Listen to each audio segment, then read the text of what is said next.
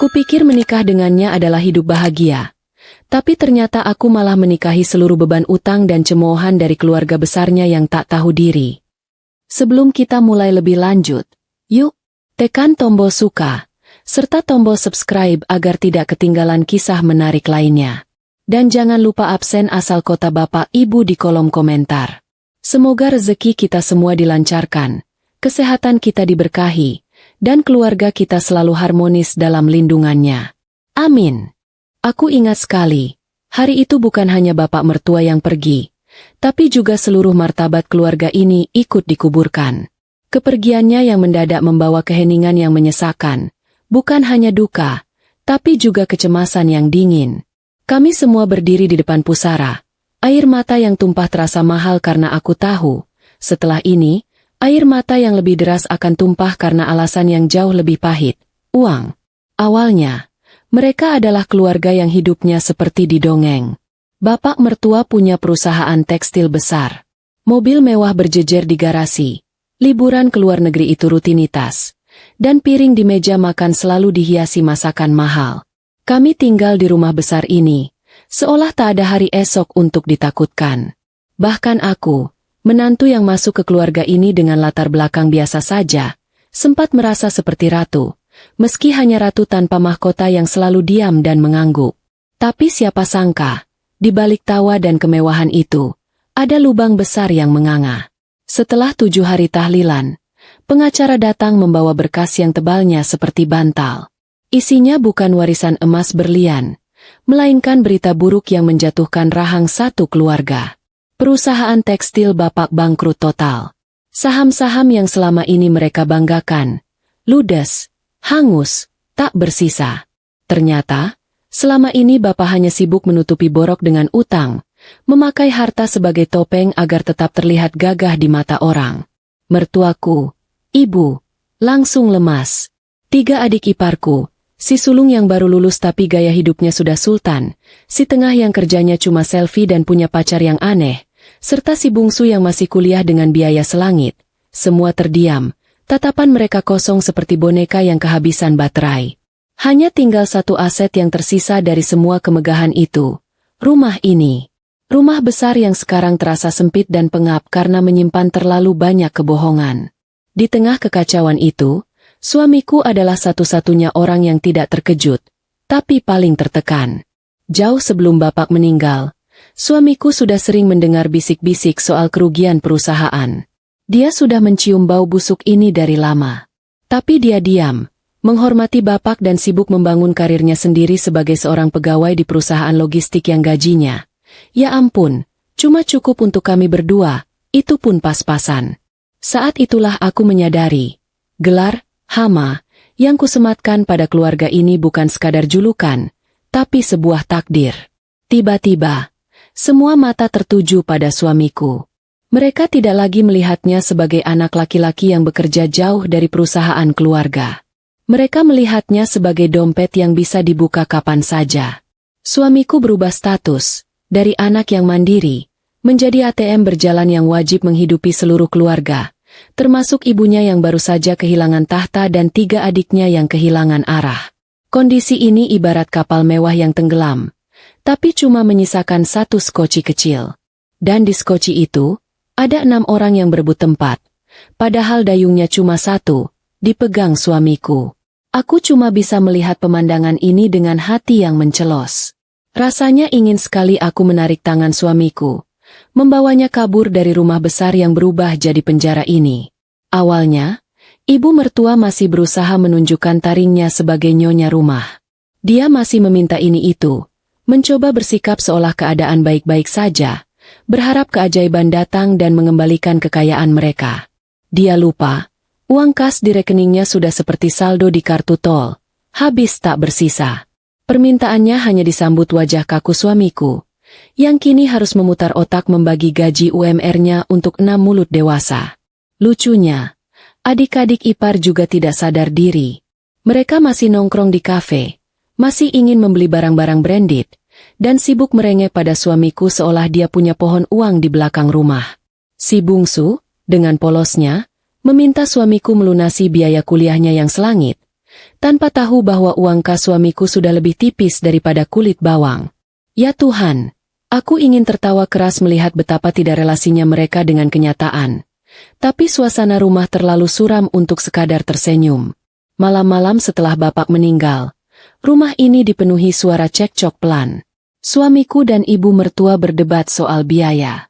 Suamiku berusaha keras menjelaskan bahwa gaji kecilnya takkan cukup untuk membiayai gaya hidup mewah yang sudah menjadi tradisi di rumah ini. Ibu mertua menangis, mengatakan suamiku tidak berbakti, tidak seperti bapaknya yang dulu bisa memberinya segalanya. Aku hanya bisa mendengarkan dari kamar, menahan diri untuk tidak ikut campur. Aku tahu, ini baru permulaan dari neraka kecil kami. Hari-hari berikutnya, keadaan semakin jelas. Piring-piring mahal mulai diganti piring biasa. Makanan mewah diganti tempe dan sayur. Bukan perubahan yang menyakitkan bagiku yang memang sudah terbiasa hidup sederhana. Tapi bagi mereka, ini adalah penghinaan kosmis. Di mataku, suamiku saat itu adalah pahlawan yang sayangnya memakai baju zirah dari kertas. Dia kuat, dia setia, dia pekerja keras. Tapi bebannya terlalu berat.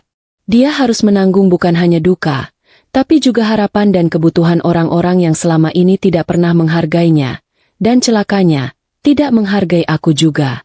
Aku hanya bisa memeluknya erat setiap malam, tahu bahwa di luar sana, ia harus kembali menjadi benteng yang siap menerima serbuan dari keluarganya sendiri. Babak pertama telah usai, dan yang kurasakan adalah dingin yang menusuk tulang, dinginnya kebangkrutan yang mematikan kehangatan keluarga. Setelah semua drama air mata dan berkas bangkrut itu, hidup di rumah ini berubah menjadi simulasi bertahan hidup yang mengerikan. Rumah besar kami yang tadinya selalu ramai dengan gelak tawa pamer kekayaan, kini diselimuti aura tegang, seolah kami sedang menunggu gempa susulan.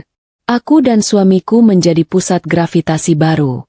Bukan karena kami kaya, justru karena kami satu-satunya yang masih punya penghasilan. Suamiku, yang gajinya dulunya cuma uang jajan di mata bapak mertua, kini resmi naik tahta jadi pundak utama keluarga. Bayangkan, gajinya sebagai manajer level menengah di perusahaan logistik, yang kalau dihitung-hitung hanya cukup untuk mencicil motor, tiba-tiba harus menanggung biaya hidup 5 orang dewasa yang tidak tahu cara berhemat. Ini seperti menyuruh seekor semut menarik gerobak gajah.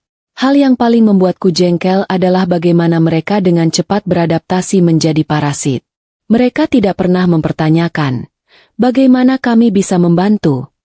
Yang ada di kepala mereka hanyalah, bagaimana ini akan kami nikmati. Mertuaku, ibu, masih saja mengomel soal makanan yang tidak seenak dulu.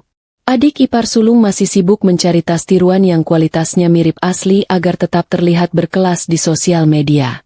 Sementara si tengah dan si bungsu, mereka seperti dua lintah yang siap menghisap setiap tetes keringat suamiku. Aku masih ingat momen ketika suamiku duduk di ruang tengah, menyusun anggaran bulanan. Dia membawa buku tabungan, kalkulator, dan lembar gaji yang dicetak. Wajahnya serius sekali. Keningnya berkerut sampai aku khawatir kerutan itu akan permanen. Di sekelilingnya, mertua, 3 adik ipar, dan aku ikut duduk, menyaksikan ritual pembedahan dompet suamiku. Saat suamiku mengumumkan angka total gajinya, keheningan di ruangan itu langsung dipecah tawa sinis adik ipar sulung. Hah? Cuma segitu, Bang? Kalau dulu papa dapat segitu dalam waktu 1 jam. Tahu, mana cukup untuk bayar tagihan kartu kreditku yang baru 2 minggu ini. Ucapnya enteng. Seolah uang 50 juta adalah recehan yang jatuh di trotoar. Aku hampir menyemburkan kopi ke wajahnya saat itu juga. Tapi suamiku menahanku dengan tatapan mata. Suamiku tetap tenang. Ia mengambil napas panjang. Ini yang kita punya. Jadi, kita harus buat skala prioritas. Kata suamiku. Suaranya berusaha keras terdengar tegas.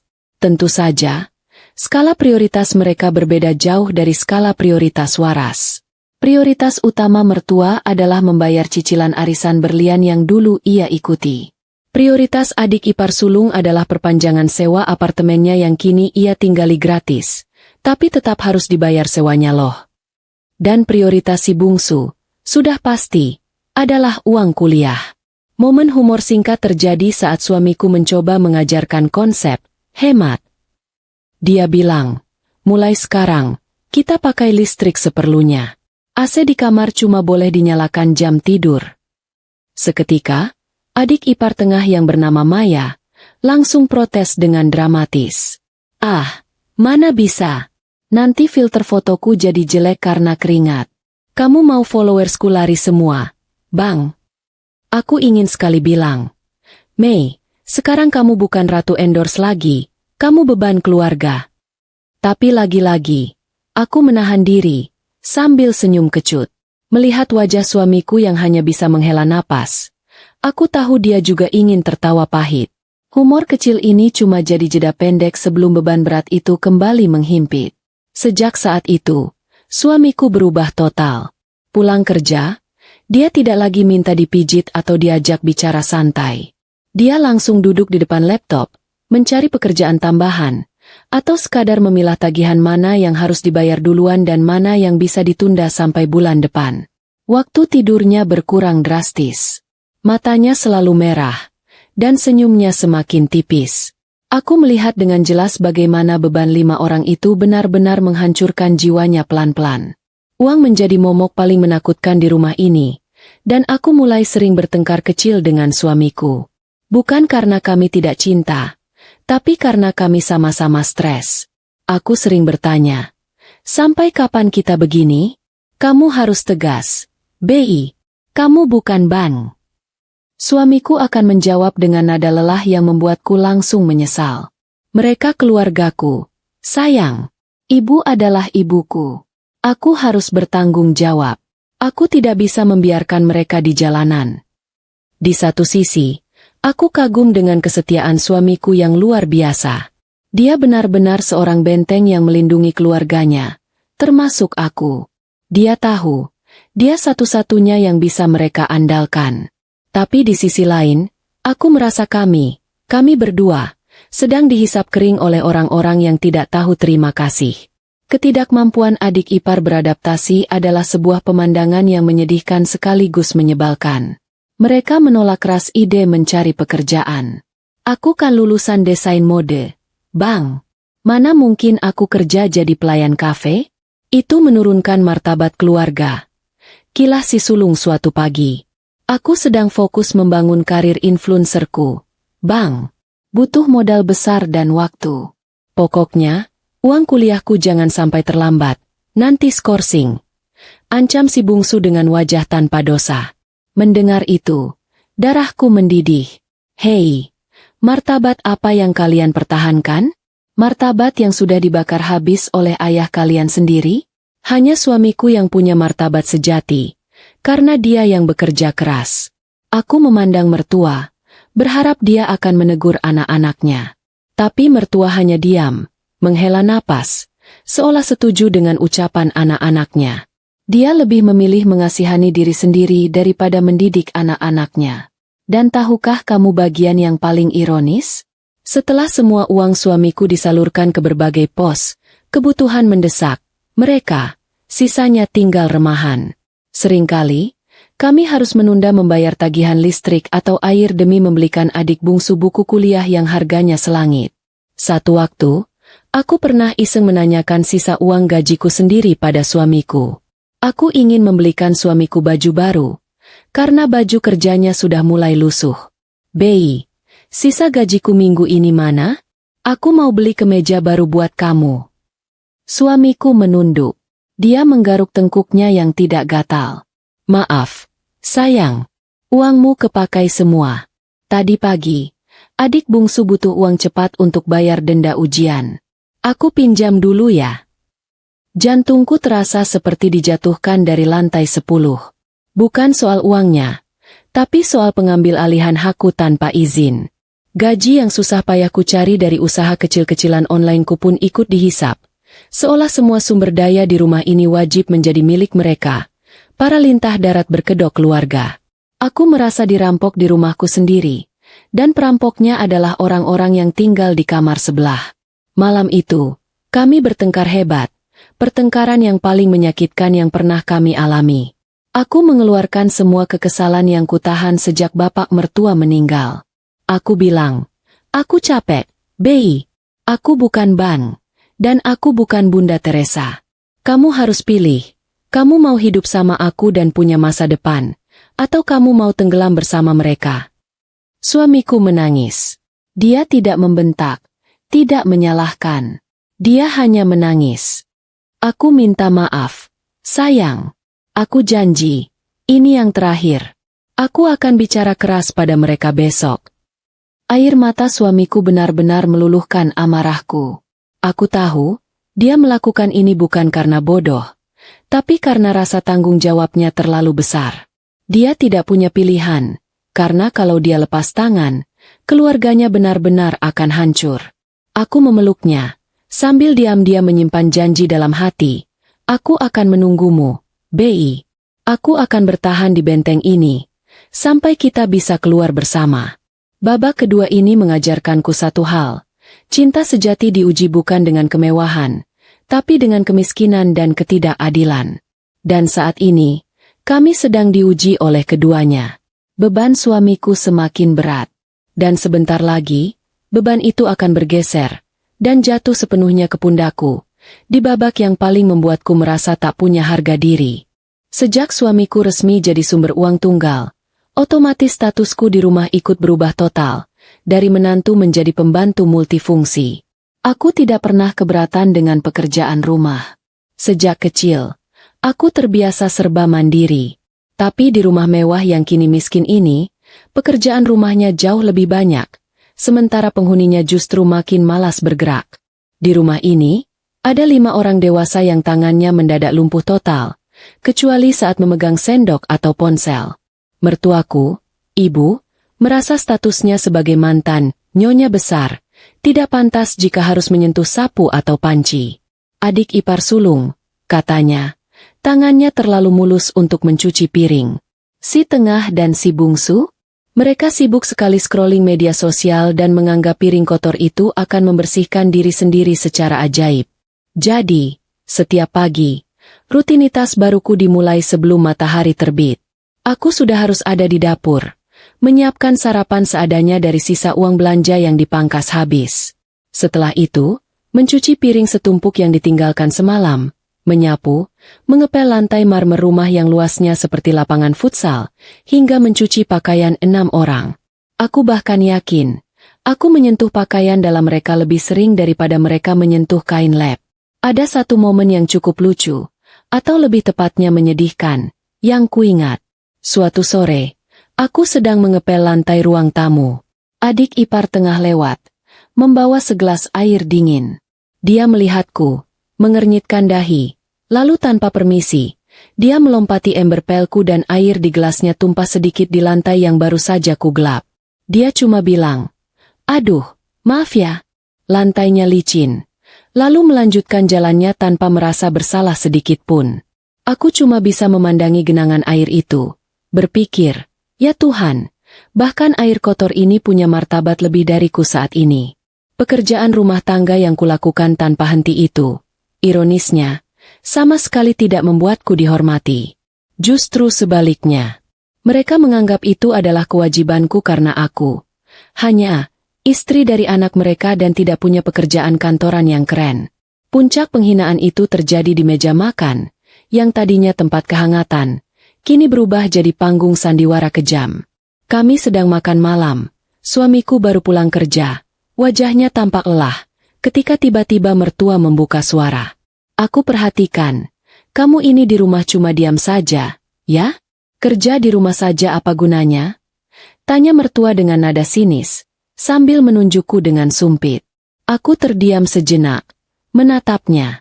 Apa gunanya? Mungkin ibu lupa siapa yang mencuci piring yang sekarang ibu pegang. Sebelum aku sempat menjawab, adik ipar sulung menimpali dengan suara keras.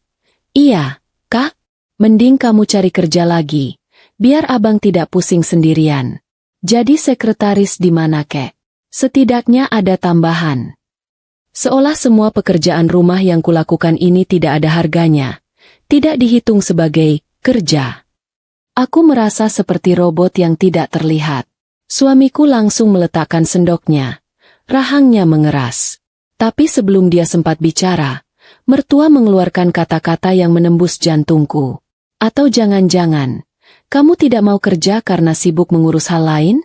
Padahal, anak saja tidak punya, ujar mertua pelan, tapi menusuk, menyiratkan isu kemandulanku. Seketika, suasana hening.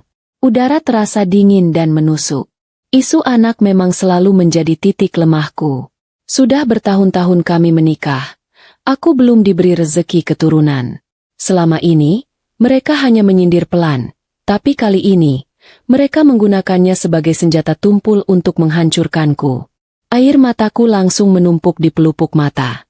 Dia sibuk membersihkan kekacauan kalian. Bu, jangan keterlaluan. Itu suara suamiku. Suaranya penuh amarah, bergetar hebat. Dia langsung berdiri, membanting kursi sedikit ke belakang. Aku tahu, ia benar-benar marah. Dia adalah bentengku, dan dia selalu siap melindungiku, bahkan dari ibunya sendiri. Perdebatan sengit pun tak terhindarkan. Suamiku mulai menghitung satu persatu apa saja yang kukerjakan di rumah itu. Dari cucian hingga masakan. Dari kebun kecil hingga mengurus tagihan yang ia serahkan padaku. Mertua tetap membela diri, mengatakan itu adalah tugas istri. Adik-adik ipar berbisik-bisik, menertawakan betapa lemahnya suamiku karena membela istri yang mandul. Aku berusaha menenangkan suamiku, meski hatiku remuk. Aku menarik tangannya pelan. Sudah, Bei, tidak apa-apa. Aku baik-baik saja. Padahal, aku tidak baik-baik saja. Aku hanya tidak ingin suamiku, yang sudah sangat lelah menanggung beban ekonomi, harus menambah beban emosi. Setelah pertengkaran itu, suamiku menarikku ke kamar. Dia memelukku erat, meminta maaf berkali-kali atas kekejaman keluarganya. Aku hanya bisa menangis di dadanya. Aku tahu, cinta kami kuat, tapi rumah ini sudah menjadi tempat yang paling tidak aman untuk kami berdua. Tapi, tahukah kamu bagian humor kecil yang kuambil dari penderitaan ini? Setelah malam itu, adik ipar sulung yang tadinya anti kerja, akhirnya tergerak mencari pekerjaan. Bukan karena dia sadar, tapi karena dia kehabisan uang untuk membeli kuota internet. Dia melamar sebagai penjaga toko pakaian, dan tentu saja, dia mengeluh setiap hari. Bayangkan, Kak, aku harus berdiri 8 jam. Kaki ini rasanya mau copot. Rengeknya padaku. Aku hanya tersenyum sambil mencuci kain pel. Selamat datang di dunia nyata. Adikku, setidaknya kamu dibayar. Aku bahkan tidak dapat ucapan terima kasih. Humor itu membantu aku bertahan, memberiku jeda kecil dari rasa sakit hati yang terus-menerus. Meskipun begitu, hinaan tentang kemandulan itu terus berulang, menjadi senjata favorit mereka. Setiap kali suamiku menolak permintaan uang mereka akan melirikku dengan sinis dan mengatakan, ya wajar saja dia pelit, hartanya cuma untuk berdua. Tidak ada anak yang harus dibiayai. Aku tahu, ini adalah harga yang harus kubayar karena mencintai laki-laki yang punya keluarga parasit. Aku tetap bertahan, diam-diam mengumpulkan kekuatan dan kesabaran, karena aku percaya, benteng sekuat apapun, pasti akan roboh jika dipukul terus-menerus. Dan saat benteng suamiku roboh, aku harus siap menjadi sandaran, sekaligus penyelamat, untuk rencana pelarian kami dari neraka ini. Setiap kali aku pikir penderitaanku sudah mencapai puncak, ternyata ada lantai neraka yang baru. Setelah isu finansial dan drama penghinaan pekerjaan rumah, masalah baru datang, kali ini mengancam satu-satunya atap yang kami miliki, sertifikat rumah ini. Ancaman ini dibawa oleh si bungsu, anak paling manja yang otaknya dipenuhi teori, bukan logika. Adik ipar bungsu, sebut saja Rian, adalah spesialis dalam menciptakan drama utang yang tidak masuk akal. Dia kuliah di jurusan mahal, dengan biaya semesteran yang bisa dipakai untuk membeli motor bekas. Selama ini, biaya itu selalu ditanggung perusahaan bapak mertua. Setelah perusahaan bangkrut, beban itu jelas jatuh ke pundak suamiku, yang harus memangkas pengeluarannya sampai ke tulang. Awalnya, suamiku masih bisa menutup utang kuliah Rian dengan mencicil, sambil mengorbankan tabungan darurat kami. Aku sudah mengingatkan suamiku berkali-kali. Bei, bilang ke Rian, pindah saja ke kampus negeri yang biayanya lebih murah. Realistis sedikit. Tapi suamiku selalu menjawab, sebentar lagi dia lulus, sayang. Tanggung. Biar dia cepat dapat kerja dan bisa ganti semua uang kita. Tentu saja. Janji adalah tinggal janji. Rian tidak menunjukkan tanda-tanda kesadaran. Sampai suatu pagi, wajah mertuaku, ibu, pucat pasi seperti mayat kedinginan. Ia memanggil kami berdua ke ruang tengah. Tangannya gemetar memegang sebuah amplop coklat tebal. Sertifikat rumah kita hilang. Bisik ibu, nyaris tanpa suara. Seluruh badanku langsung dingin. Itu adalah kalimat terburuk yang pernah kudengar di rumah ini. Sertifikat itu bukan sekadar kertas. Itu adalah jaminan terakhir kami untuk tidak tidur di jalanan. Suamiku langsung melompat dari kursi. Hilang bagaimana? Bu? Ibu taruh di mana? Tanyanya. Suaranya sudah dipenuhi kepanikan yang murni. Mertua menangis terseduh-seduh. Akhirnya mengakui dosa terbesarnya. Ternyata, biaya kuliah Rian tidak hanya menunggak, tapi sudah menjeratnya dengan utang besar ke pihak bank. Rian, tanpa sepengetahuan siapapun, atau setidaknya, begitu pengakuan mertua, telah membujuk mertua untuk menggunakan sertifikat rumah sebagai agunan pinjaman bank. Aku panik. Bei, Rian bilang dia akan dikeluarkan dari kampus. Dia bilang dia akan malu. Jadi, aku tanda tangan saja, rintih mertua, sambil menyeka air mata buaya yang entah tulus atau hanya drama belaka. Jelas sekali, Rian yang mengatur semua ini, tapi mertua adalah yang paling bodoh karena mau menuruti. Rian sudah menggadaikan rumah yang kami tinggali, demi gelar sarjana yang belum jelas juntrungannya. Ini bukan hanya pengkhianatan, ini adalah tindakan bunuh diri massal. Melihat wajah suamiku saat itu, aku bisa merasakan hatinya pecah berkeping-keping. Dia tidak berteriak, tidak marah meledak-ledak. Dia hanya berdiri tegak, memejamkan mata, dan menghela napas yang terdengar seperti deru angin topan. Aku tahu, batas kesabarannya sudah hampir habis. Ia sudah berkorban sekeras ini, hanya untuk melihat satu-satunya harapan kami dirusak oleh adiknya sendiri. Suamiku langsung mencari Rian. Adegan selanjutnya terjadi di kamar Rian, yang masih sibuk main game di ponselnya seolah tidak terjadi apa-apa. Pertengkaran itu meletus, bukan lagi bisikan, tapi ledakan amarah suamiku yang selama ini ia tahan. Kamu gila, Rian.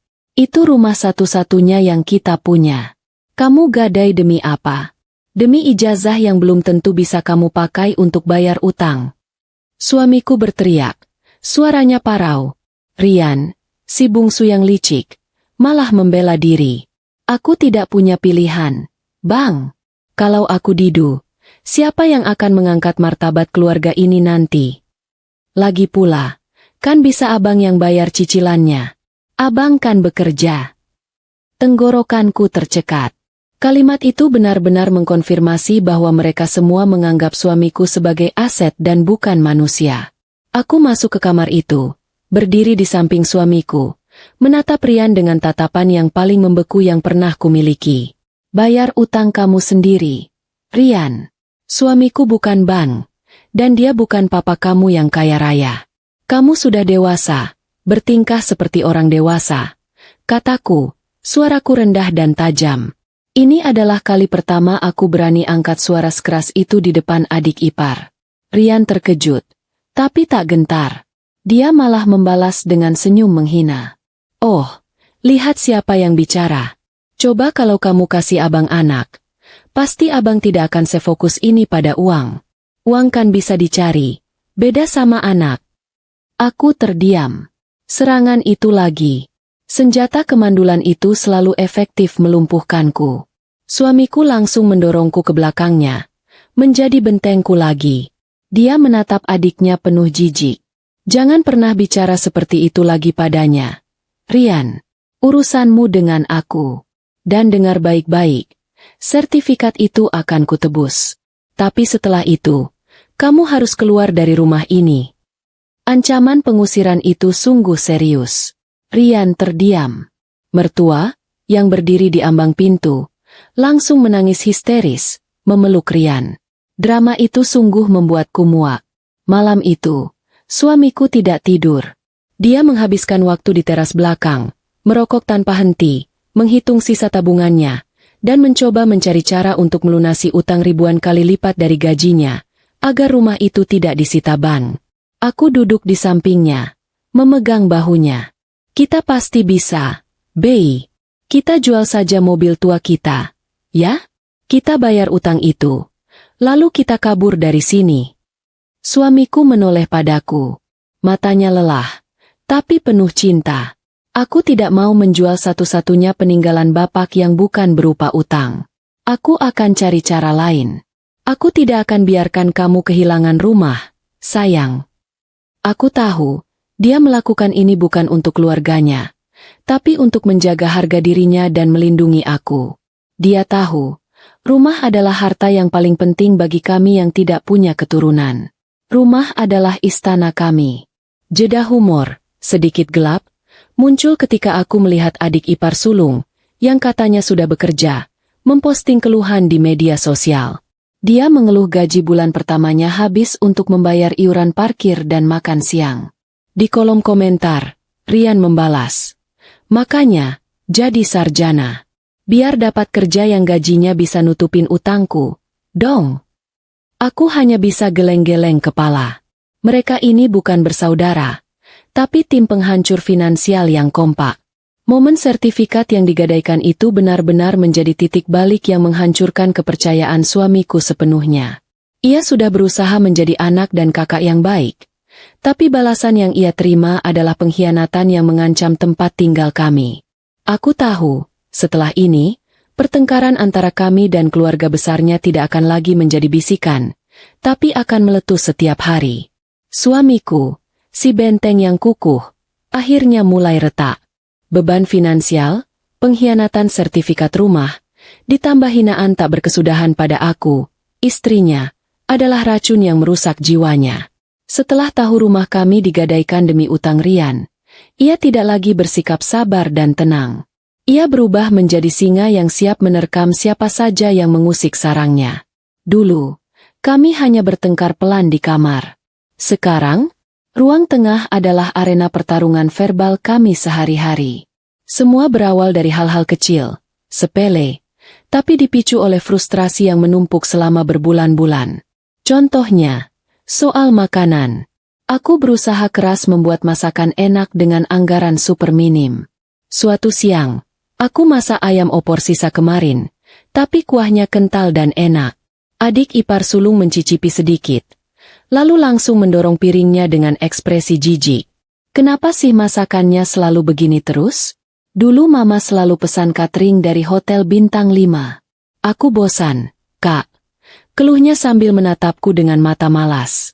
Aku sudah siap menjawab dengan nada sabar, tapi suamiku, yang baru saja pulang untuk makan siang kilat, sudah lebih dulu menyambar. Dia masak pakai uang dari gajiku. "Kalau kamu mau makanan hotel, sana cari uang sendiri, jangan cuma protes." Suara suamiku keras, menusuk. Mertua yang sedang minum langsung tersedak. Adik ipar sulung terkejut, karena biasanya suamiku akan bersikap lebih diplomatis. "Loh, Bang, kok jadi emosi? Aku kan cuma bilang bosan. Lagi pula, dia kan cuma di rumah, memang tugasnya masak." Kali ini, suamiku tidak main-main. Dia berdiri, menatap adiknya tepat di mata. "Dia bekerja lebih keras dari kamu yang cuma tidur dan main ponsel. Dia masak, dia cuci, dia urus rumah, dan dia tidak pernah mengeluh. Sementara kamu hanya tahu meminta, dan menghina orang yang sudah memberimu makan." Mertua langsung ikut campur, tentu saja membela anaknya. "Jaga bicaramu, Bi. Dia adikmu. Kenapa kamu jadi kasar begini hanya demi istrimu yang..." "Jangan sebut soal istriku, Bu," potong suamiku cepat, menunjuk mertua. "Aku bekerja keras sampai kurang tidur agar ibu dan adik-adik bisa makan. Tapi setiap kali aku pulang, yang kudengar hanya hinaan pada istriku. Aku tidak akan terima. Kalian sudah mengambil uangku, Jangan ambil ketenangan hatiku. Suasana rumah berubah mencekam. Aku hanya bisa berdiri mematung di samping suamiku. Air mata sudah kering karena terlalu sering dihina. Aku melihat suamiku benar-benar menjadi benteng, melindungi aku dari api neraka yang diciptakan keluarganya sendiri. Rasanya sakit, tapi di waktu yang sama, aku merasakan cinta yang begitu besar dan pengorbanan yang tak ternilai. Setelah pertengkaran besar pertama itu, suasana rumah pecah total. Tidak ada lagi keharmonisan palsu. Mertua mulai menyindir suamiku terang-terangan, menyebutnya budak, istrinya. Adik-adik ipar juga menjauh, mencibir kami setiap kali kami lewat. Tapi suamiku tidak peduli. Ia sudah mencapai batasnya, dan ia memilih berdiri di sisiku. Pertengkaran menjadi agenda harian kami, sama rutinnya dengan minum kopi di pagi hari. Sore hari, suamiku pulang. 10 menit kemudian, pasti ada keributan. Kadang soal adik ipar tengah memakai pulsa darurat suamiku untuk menonton film online. Kadang soal adik ipar bungsu yang mencoba menyembunyikan surat tagihan bank dari suamiku. Aku sering merasa kasihan melihat suamiku. Pulang kerja sudah lelah. Tapi di rumah ia harus bertarung lagi. Wajahnya yang dulunya cerah kini terlihat muram dan tua sebelum waktunya. Aku bisa melihat stres itu menggerogotinya dari dalam. Dia sering terbangun di malam hari, berkeringat dingin, dan hanya bisa tidur nyenyak setelah memelukku erat-erat. Pernah suatu malam, suamiku tiba-tiba tertawa keras di kamar mandi, tawa yang terdengar sangat aneh. Aku panik, langsung membuka pintu. Aku melihat dia sedang berdiri di depan cermin, menertawakan dirinya sendiri. Aku baru sadar, sayang, katanya sambil terengah. Dulu, aku pikir hidup ini seperti sinetron. Ada bapak yang jahat, ada ibu yang baik. Ternyata, hidupku ini komedi gelap. Aku harus bayar utang orang yang menghinaku. Lucu sekali, ya. Aku mendekatinya, memegang pipinya. Aku tahu dia tidak tertawa. Dia sedang menangis dengan cara yang berbeda. Itu adalah momen humor pahit yang membuatku sadar betapa rapuhnya dia saat itu. Aku memeluknya, dan dia menangis di bahuku. Aku akan tahan, sayang. Demi kamu, aku tidak akan membiarkan mereka menyentuhmu. Keputusannya untuk menjadi bentengku benar-benar mengisolasi kami berdua dari keluarga besarnya. Kami makan terpisah di kamar, mengunci pintu saat tidur, dan hanya berbicara seperlunya dengan yang lain. Kami menjadi seperti dua pulau di lautan rumah besar yang penuh dengan hiu. Di tengah semua kekacauan ini, aku tahu kami harus keluar. Stres suamiku sudah mencapai batas yang berbahaya. Aku tahu, jika ia terus-menerus bertengkar dan menanggung beban ini, ia akan jatuh sakit. Kami harus punya rencana. Rencana yang sangat rahasia, tanpa melibatkan satupun anggota keluarga parasit itu. Maka, di malam-malam yang sunyi, di bawah selimut yang hangat, kami mulai menyusun rencana pelarian kami. Kami mulai menabung secara sembunyi-sembunyi dari sisa uang belanja yang sengaja aku sisihkan sedikit-sedikit, dan dari gajiku yang kini ia kembalikan padaku untuk disimpan. Kami punya target, membeli rumah kecil, seburuk apapun, yang penting jauh dari sini. Kami tahu, langkah pertama adalah yang paling sulit. Kami harus mencari cara agar tabungan kecil kami ini bisa berubah menjadi uang muka rumah. Kami harus bergerak cepat, sebelum Rian benar-benar membuat rumah ini disita bank, atau sebelum suamiku benar-benar tumbang karena tekanan. Sayangnya, rencana pelarian yang kami susun dengan penuh harapan itu, sudah dibaca oleh mata-mata terdekat. Kami tidak tahu bahwa ada seseorang di rumah ini yang ternyata lebih licik dan lebih kejam daripada yang kami duga. Pengkhianatan terbesar, ternyata sedang dipersiapkan oleh orang yang paling kami cintai dan percayai di antara adik-adiknya. Terkadang, musuh terbesar kita bukanlah orang asing, melainkan orang yang tidur satu atap dan berbagi darah yang sama. Setelah suamiku resmi menyatakan perang dingin dengan keluarganya, kami fokus penuh pada rencana pelarian, membeli rumah kecil di pinggiran kota. Itu adalah satu-satunya harapan kami agar suamiku tidak gila dan aku bisa hidup tenang. Setiap sen uang yang kami simpan terasa berharga seperti emas. Aku menyisihkan uang belanja, suamiku mengambil pekerjaan sampingan, Kami bahkan menjual beberapa barang pribadi yang tidak terlalu penting secara diam-diam. Setelah hampir 1 tahun menahan napas di neraka ini, tabungan kami sudah mencapai jumlah yang cukup untuk uang muka sebuah rumah sederhana. Saat kami sedang mencari-cari rumah, adik ipar tengah, Maya, tiba-tiba mendekat. Anehnya, dia bersikap manis, tidak lagi sinis seperti biasanya. Dia mulai memuji masakanku dan bahkan menawarkan diri untuk membantu mencuci piring, meskipun hanya sekali dan piringnya langsung pecah. Aku sudah curiga, tapi suamiku, dengan hati yang terlalu polos, menganggap Maya akhirnya sadar diri. Aku dengar kalian mau pindah ya, Bang? Bagus deh. Kalian harus hidup mandiri, katanya suatu sore, saat suamiku sedang sibuk melihat iklan rumah di laptop. Dia duduk di sebelah suamiku. Sok akrab. Aku punya kenalan properti yang bagus banget. Bang, pacarnya teman baikku. Mereka punya proyek perumahan baru, harganya miring, dan prosesnya cepat. Bujuk Maya. Matanya berbinar-binar seperti sales properti. Suamiku tampak tertarik. Kami memang butuh proses cepat. Karena bank sudah mulai mengirim surat peringatan serius soal sertifikat yang digadaikan Rian. Aku sudah merasakan firasat buruk. Tapi suamiku, yang masih membawa naluri melindungi adiknya, berkata, baguslah kalau ada jalan cepat. Setidaknya Maya mau membantu. Ya, suamiku memang terlalu baik. Kepercayaan suamiku pada adiknya adalah kelemahan terbesar kami. Kami pun bertemu dengan pacar Maya, sebut saja Dion. Orangnya rapi, bicaranya meyakinkan, dan ia menunjukkan banyak brosur rumah yang terlihat menjanjikan.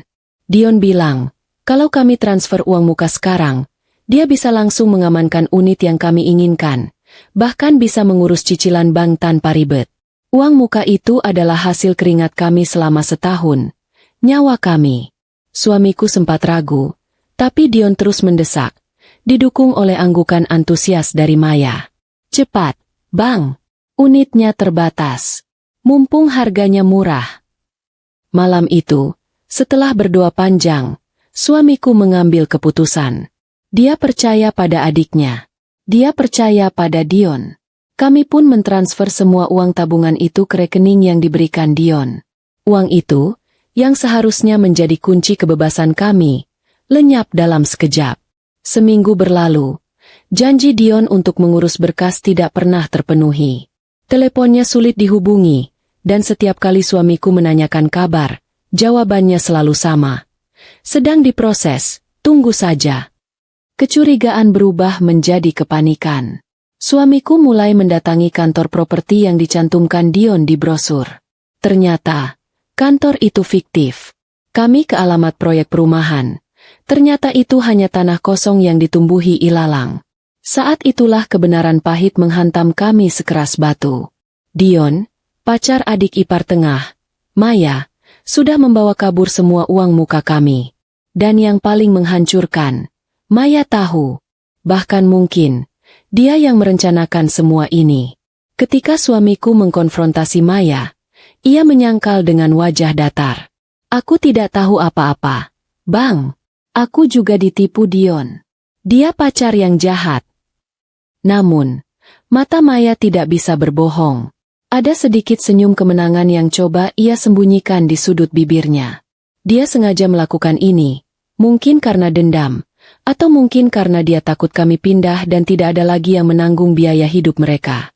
Dia menghancurkan satu-satunya kesempatan kami untuk hidup terpisah, hanya agar suamiku tetap berada di rumah itu sebagai ATM berjalan mereka. Aku tidak bisa menahan diri lagi. Aku menampar Maya di depan semua orang. Itu adalah puncak amarahku. Suamiku tidak mencegahku. Dia hanya berdiri di sana, diam, dengan tatapan kosong yang paling menyedihkan. Kamu iblis. Kamu adik kandungnya sendiri. Bagaimana bisa kamu setega ini? Teriakku, suaraku pecah. Mertua, yang menyaksikan adegan itu, bukannya membela kami, malah membela Maya. Sudah, jangan menyalahkan anakku.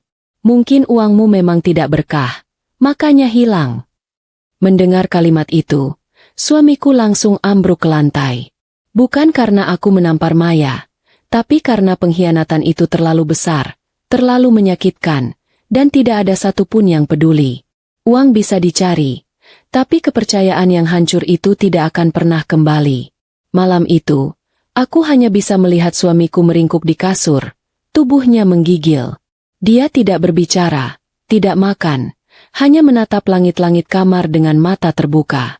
Aku tahu, pengkhianatan Maya jauh lebih menyakitkan daripada penghinaan mertua. Itu adalah tikaman dari belakang oleh orang yang seharusnya ia lindungi. Kami kehilangan segalanya. Uang, harapan, dan sisa-sisa kepercayaan pada keluarga suamiku. Aku memeluknya erat, merasakan betapa rapuhnya dia saat itu. Dia bukan lagi benteng. Dia adalah korban yang terluka parah. Kejadian ini membuatku sadar. Kami sudah tidak punya tempat lagi untuk bersembunyi.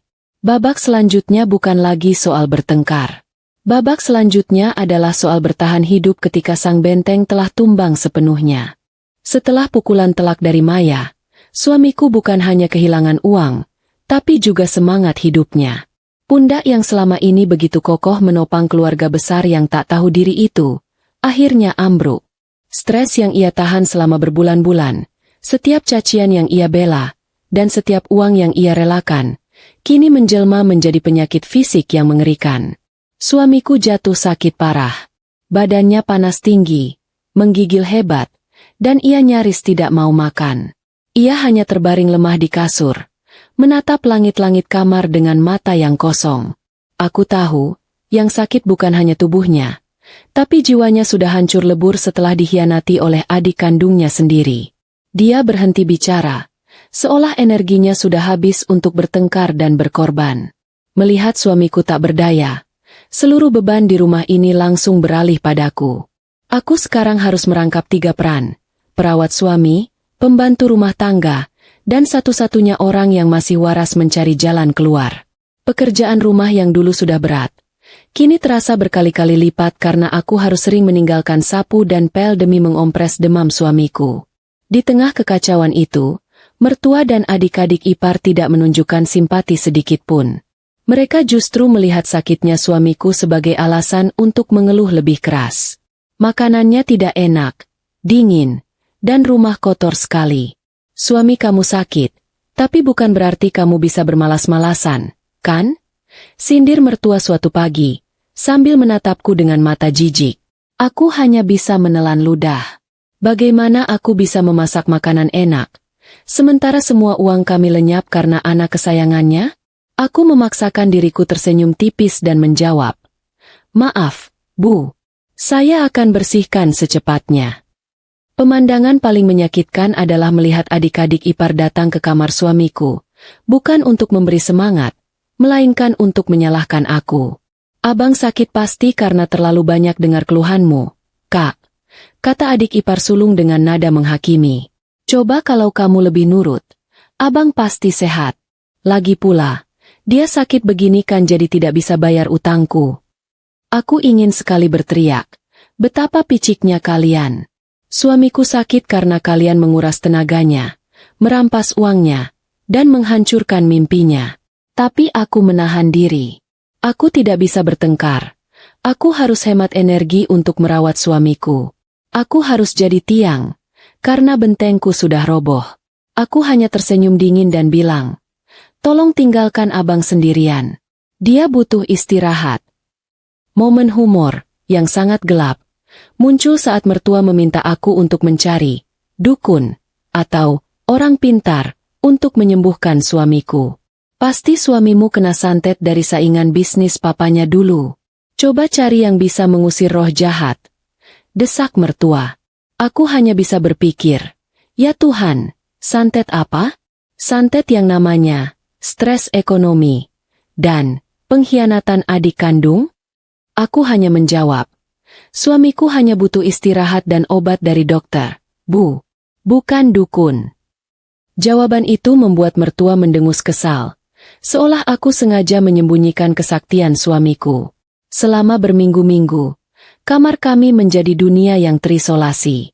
Aku merawat suamiku dengan segenap hati, memberinya obat, mengusap keringatnya, dan membisikkan janji bahwa kami akan keluar dari rumah ini, apapun yang terjadi. Aku tidur di sofa di sebelah tempat tidurnya, selalu siaga.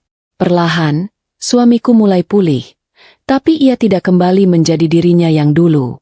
Ia menjadi lebih pendiam, matanya kehilangan kilau. Ia masih mencintaiku, itu pasti. Ia masih memegang tanganku erat-erat, seolah aku satu-satunya jangkar yang ia miliki. Tapi kini, dia adalah benteng yang rusak, yang harus aku topang agar tidak jatuh. Aku tahu, kami tidak punya waktu lagi untuk meratapi nasib. Kami harus segera bangkit dan menyusun rencana baru. Kami harus pindah, entah bagaimana caranya, sebelum kemarahan dan kekejaman keluarga ini benar-benar membunuh suamiku. Aku mulai menjual perhiasan imitasi yang kubeli dulu, mengumpulkan uang receh, dan menghubungi kenalan lama, mencari peluang pinjaman yang sangat kecil. Di tengah perjuangan kami untuk bangkit dari kehancuran ini, nasib menunjukkan tangannya. Tiba-tiba, pusat kekejaman di rumah ini, mertuaku, ibu, jatuh sakit. Bukan sakit biasa, tapi sakit parah yang membuatnya terbaring tak berdaya. Aku tahu, babak kami sudah selesai, dan panggung sekarang beralih ke karma yang datang tanpa diundang. Ternyata, karma itu nyata, dan dia datang dengan ambulans.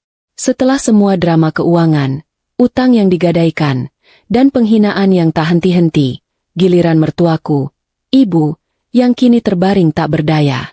Penyakitnya datang mendadak, serius, dan membuatnya membutuhkan perawatan total di rumah. Aku melihatnya, dan dalam hati aku hanya bisa berpikir, ya Tuhan, roda itu berputar, dan dia menabrak ibu mertua. Ironi terbesar di rumah ini adalah, orang yang paling kejam padaku, kini membutuhkan aku lebih dari siapapun. Mertuaku, yang selama ini selalu menganggapku mandul dan pembantu tak berguna, kini hanya bisa bergantung padaku untuk semua kebutuhannya, mulai dari makan, mandi, bahkan ke kamar mandi. Adik-adik ipar yang lain? Mereka menghilang seperti hantu saat ada pekerjaan kotor yang harus dilakukan. Aku masih ingat hari pertama mertua pulang dari rumah sakit. Bau obat-obatan dan disinfektan langsung memenuhi rumah besar itu. Mertua ditempatkan di kamar utama. Adik ipar sulung hanya melongok dari pintu, lalu mundur dengan alasan, "Aku tidak tahan bau orang sakit, nanti aku tertular." Adik ipar tengah, Maya, sibuk video call dengan teman-temannya, berpura-pura tidak mendengar.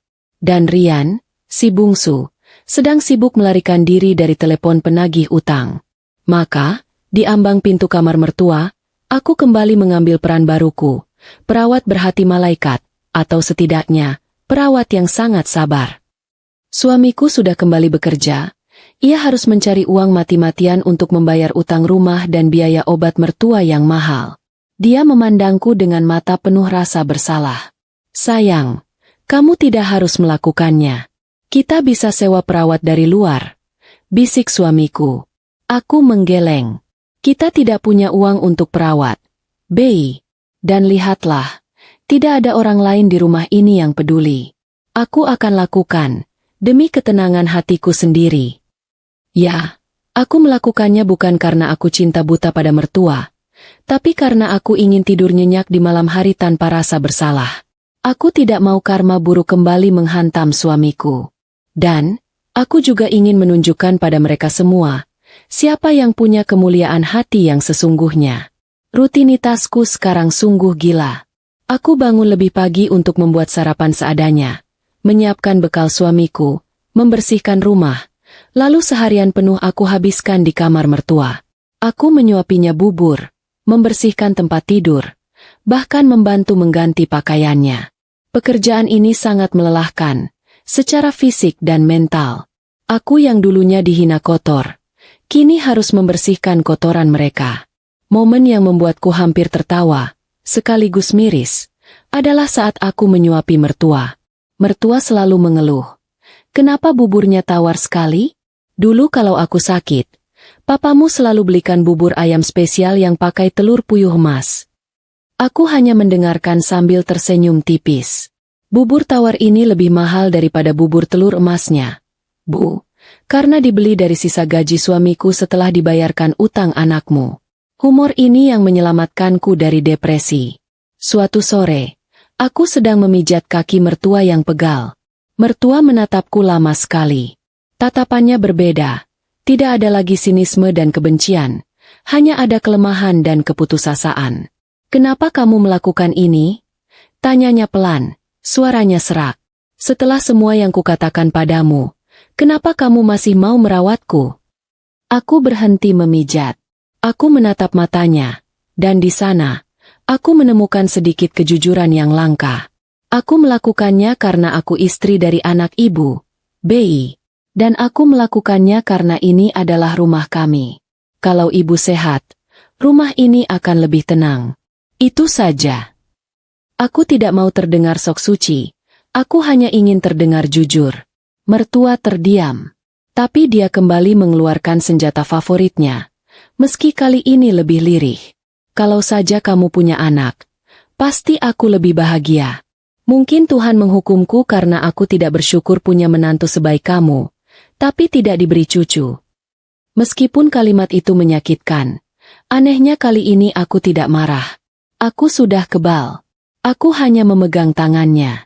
Anak atau tidak, aku akan tetap di sini merawat ibu. Karena suamiku mencintai ibu, dan aku mencintai suamiku. Pernyataan itu seolah memukul mertua telak. Setelah itu, dia tidak pernah lagi menyinggung soal kemandulan. Bahkan, kadang dia mencoba berterima kasih dengan susah payah. Adik-adik ipar yang lain? Mereka masih menjadi hama. Hanya hama yang lebih cemas. Mereka cemas kalau mertua meninggal. Siapa yang akan menjadi tameng mereka dari suamiku? Mereka cemas siapa yang akan mencarikan uang untuk mereka. Mereka hanya datang sebentar, menanyakan warisan, padahal warisannya cuma utang. Lalu pergi lagi. Satu waktu, aku pernah meminta adik ipar sulung untuk menjaga ibu sebentar. Karena aku harus membeli obat. Adik ipar sulung mengangguk. Ketika aku kembali 1 jam kemudian, ia sedang tertidur pulas di sofa. Sementara ibu mertua sudah kedinginan karena selimutnya jatuh ke lantai dan ia tidak bisa mengambilnya. Aku hanya menghela napas panjang. Mereka benar-benar tidak bisa diandalkan. Berbulan-bulan aku menjalankan peran ganda ini. Aku menjadi jembatan antara suamiku dan ibunya yang sakit. Aku menyampaikan pesan, membujuk mertua untuk minum obat, dan meredakan ketegangan di antara mereka. Aku merasa sangat lelah, badanku kurus. Tapi hatiku perlahan-lahan mengeras dan menjadi kebal. Aku tahu, kesabaranku ini adalah investasi. Investasi untuk kebebasan kami.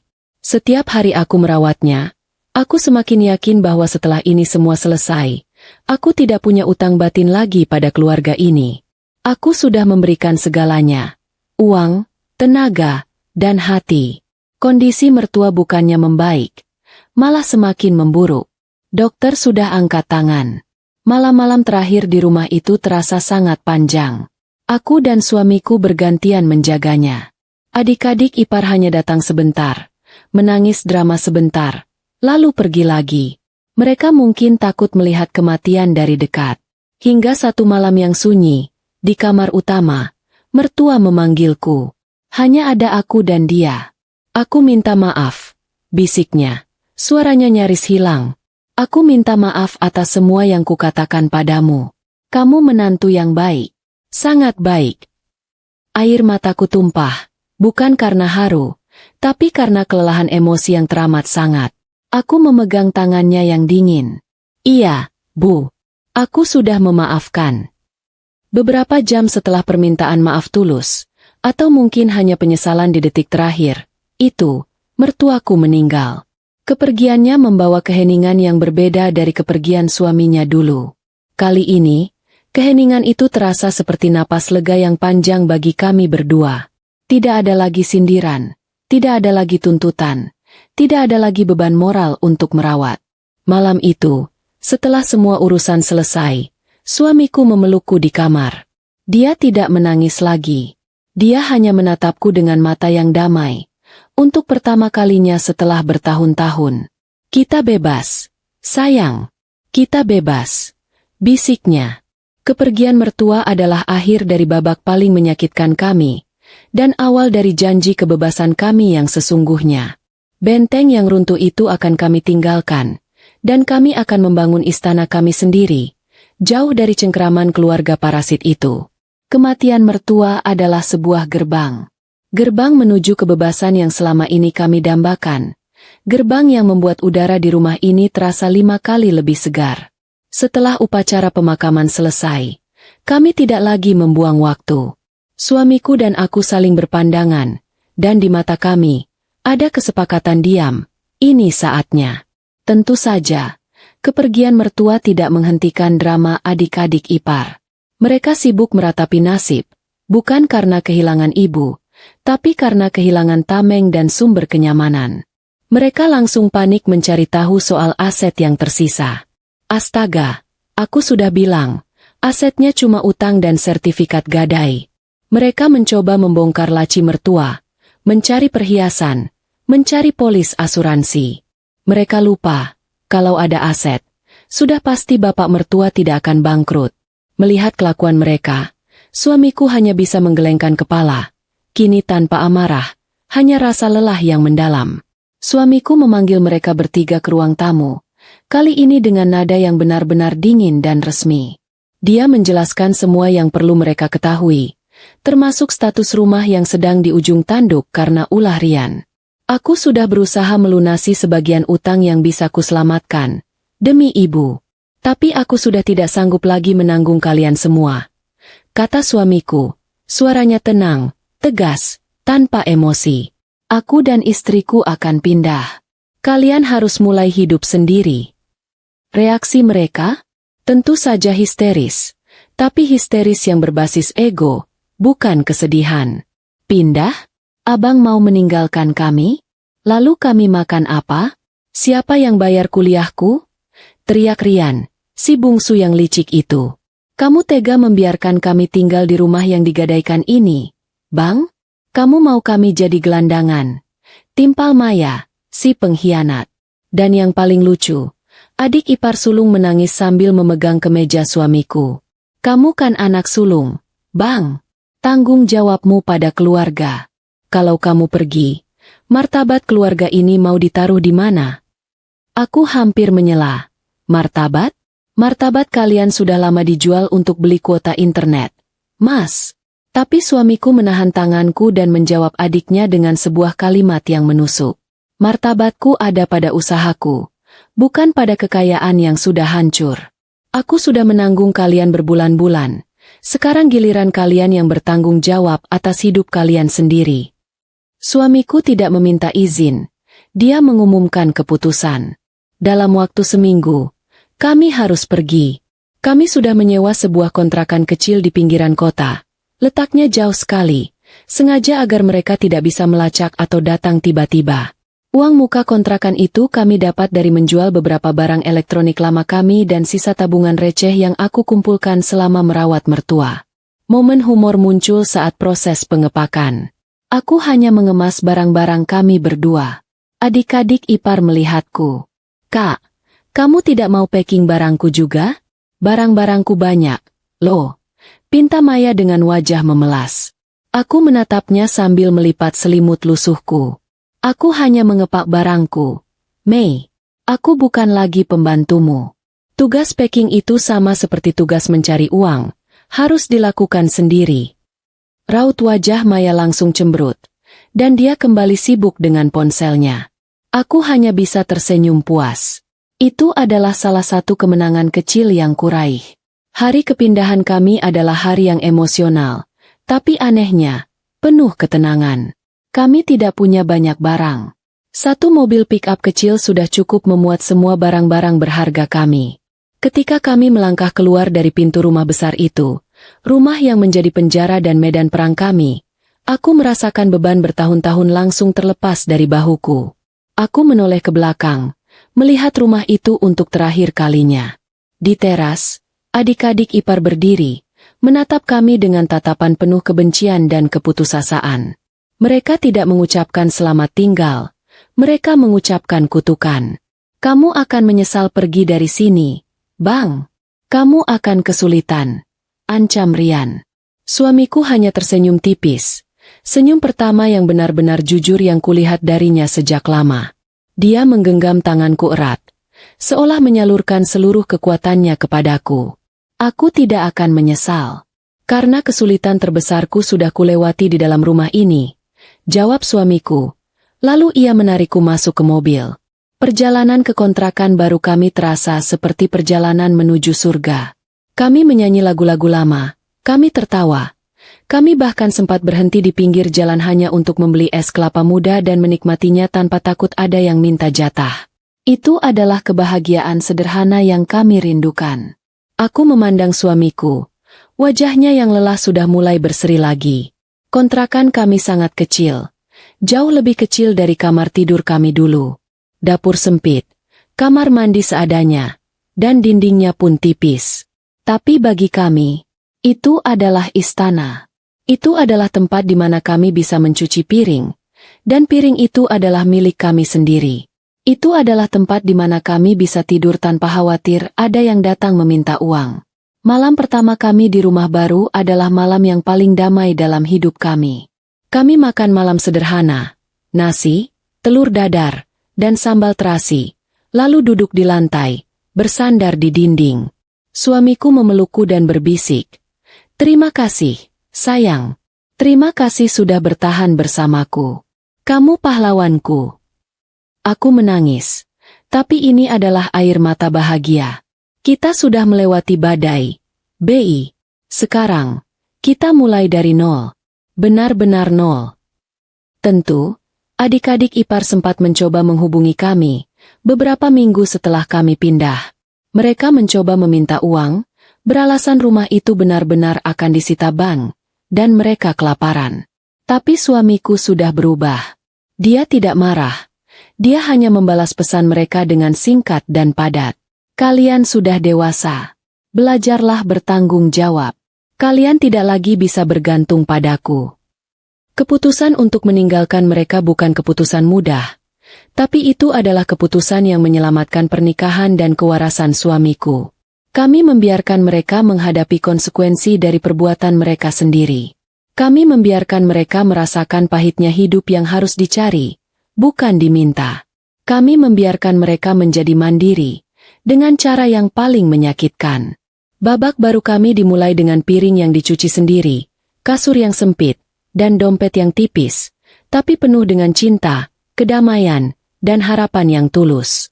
Kami tidak lagi takut pada tagihan, karena tagihan itu adalah milik kami, dan kami sanggup membayarnya.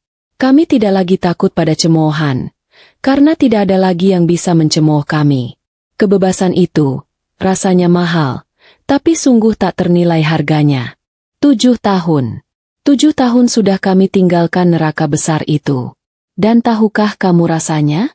Rasanya seperti bangun dari mimpi buruk yang sangat panjang, lalu menemukan dirimu berada di sebuah pagi yang cerah, ditemani secangkir kopi hangat.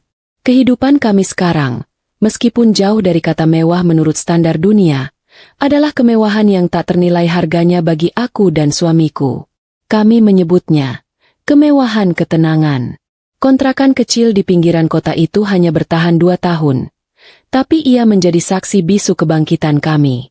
Di sana, suamiku menemukan kembali dirinya. Dia tidak lagi pemarah atau mudah tersinggung. Energi yang dulu ia habiskan untuk membela dan memberi, kini ia salurkan sepenuhnya untuk karir dan masa depan kami. Aku melihatnya bertumbuh, bukan lagi sebagai ATM berjalan, tapi sebagai pemimpin sejati dalam keluarga kecil kami. Lucunya, yang paling sulit kami hilangkan adalah kebiasaan mengunci pintu kamar rapat-rapat saat malam tiba. Bahkan di kontrakan, dan kini di rumah kecil kami sendiri, refleks mengunci pintu itu masih ada. Aku sering tertawa sendiri. Untuk apa kita takut, Bei?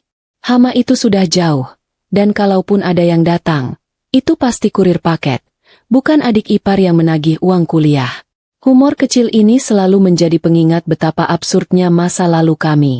Setelah 2 tahun, berkat kerja keras dan kenaikan jabatan suamiku, kami berhasil membeli rumah kami sendiri.